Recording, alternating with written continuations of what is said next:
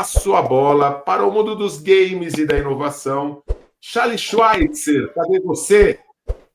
Tô aqui, Renato Grau. Tudo bem com vocês? Pô, é um prazer mais uma vez estar no Web Summit, dividindo aqueles corredores, painéis e tudo mais com vocês.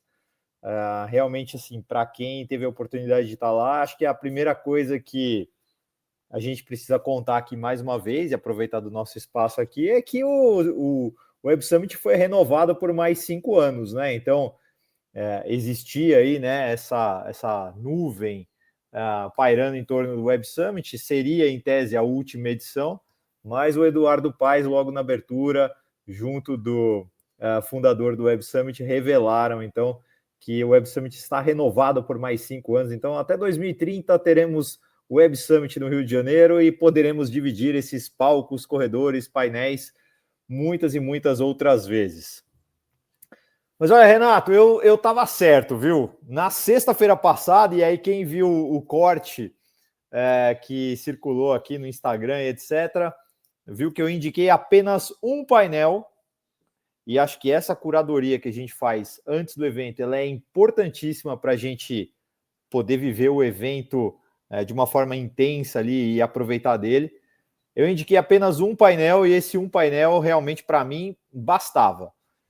Foi aquele que falava sobre o desbloqueio de uma oportunidade de 250 bilhões de dólares no mundo dos games. E aí, então, era um painel onde tinha a Bruna Soares, que era diretora de parcerias da Ubisoft, a Nicole Merli, que é CEO da Black Dragons, mas tem uma história de vida bastante curiosa, bastante interessante a respeito do mundo dos games. E o que mais me estava chamando a atenção era a presença do André Brito, que é o CMO da Balduco, dentro de um painel de games. Então, isso era já uma expectativa enorme que eu tinha, porque a gente está falando de uma empresa do ambiente tradicional, da economia clássica, de repente ali, frequentando um painel de mundo dos games. Bom, a Bruna trouxe, e de fato acho que isso é uma tendência que a gente precisa ter ela mapeada aqui, e discutir e trazer isso no nosso dia a dia, que games estão se tornando o centro do entretenimento das pessoas. E acho que talvez o melhor exemplo disso, e o exemplo mais recente, é a série The Last of Us. Quem é gamer e assiste, está ali absolutamente entretido, envolvido, mas quem não é gamer e está assistindo a série também está entretido e envolvido da mesma forma. Então, as plataformas estão conseguindo unir gamers e não gamers em torno já desse universo de games e fazendo com que os games se tornem a plataforma principal de entretenimento das pessoas. A Nicole é a prova viva de que, na verdade, os games podem mudar a vida de uma pessoa, né? Então ela deu ali aquele depoimento, ela enfim, era uma estudante de direito, descobriu um game, o Rainbow Six, e a partir do game Rainbow Six passou a viajar o mundo, né, com o Rainbow Six, enfim, e isso abriu outras portas, outras oportunidades para ela. Mas acho que a primeira coisa e mais importante que ela falou é para a gente tomar atenção ao fato de que as empresas e os times de esportes hoje têm patrocínios vultuosos e pessoas e marcas emprestando a sua reputação para esses times que valem a pena a gente dar uma olhada. Então ela falou de Michael Jordan, falou de Neymar e etc. E relembrou o fato de que no ano que vem, ano olímpico, teremos também a primeira Olimpíada de esportes no mundo. Será que vale a pena a gente voltar naquela polêmica que a gente já discutiu aqui, né, sobre ali no início do governo Lula, Ana Moser falar que esportes não era esporte e que devia ser desconsiderado? Enfim, então, um ponto de reflexão importante para a gente, o mundo vem provando o quanto esse discurso estava realmente ultrapassado.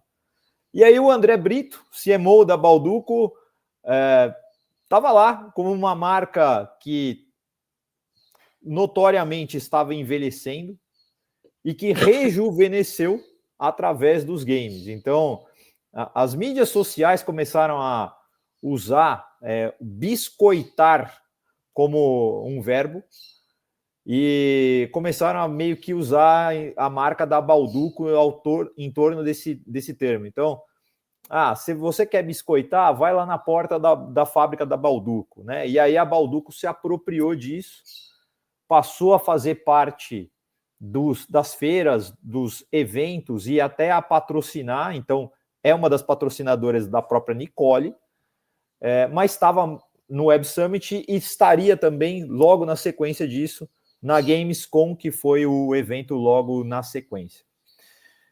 E acho que a dica e principal recomendação que sai desse painel, e eu queria estar nesse painel para ver isso sendo dito ali aos 4 ventos, que é uma coisa que a gente já fala também aqui no Trends News. Na tua planilha de orçamento de marketing da tua empresa, você precisa inserir ali uma linha chamada Games. O valor dedicado a games, neste momento, pode ainda ser 0. Mas se você ainda não estiver colocando games como uma pauta para ser discutida, como um elemento estratégico da sua operação de marketing, você está ficando para trás. Então, games deve ser, sim, uma linha discutida dentro do orçamento de marketing, e acho que esse painel evidenciou bastante isso, especialmente aí com a contribuição do André Brito da Bauducco. Agora, Grau, não teve só isso, né? Teve o lançamento da Web 4. Você falou de Web 3 aqui, eu tenho notícias da Web 4, se você quiser. Por isso que eu até não escalei o Veloso hoje para ele não ficar chateado com essa história. Bom, gente, tinha um stand dentro do Web Summit que falava sobre o Web 4, né? E aí, obviamente, que isso, entre nós aqui, despertou várias conversas ali de bastidores, enfim, e eu fui lá. Eu fui lá para entender que raios era essa coisa de Web 4. Bom, o primeiro ponto que acho que a gente tem que ser muito franco aqui com vocês é que acho que ainda está cedo para a gente cunhar e usar o termo Web 4, tá? Mas eu vou explicar para vocês qual era o conceito que tinha por trás dessa história aqui. Basicamente, você, na feira, inclusive, e foi um dos poucos stands que eu vi nos anos de Web Summit todos vendendo coisas. Então, eles estavam vendendo lá um HD no formato de um hexágono, bonitinho lá e tal, para você comprar esse HD, e você compraria também o software deles, tá? E esse HD, ele fica na sua casa, conectado à internet, e eles vão vender o espaço desses HDs como cloud para as empresas. Então, o princípio é que eles estão criando uma cloud descentralizada.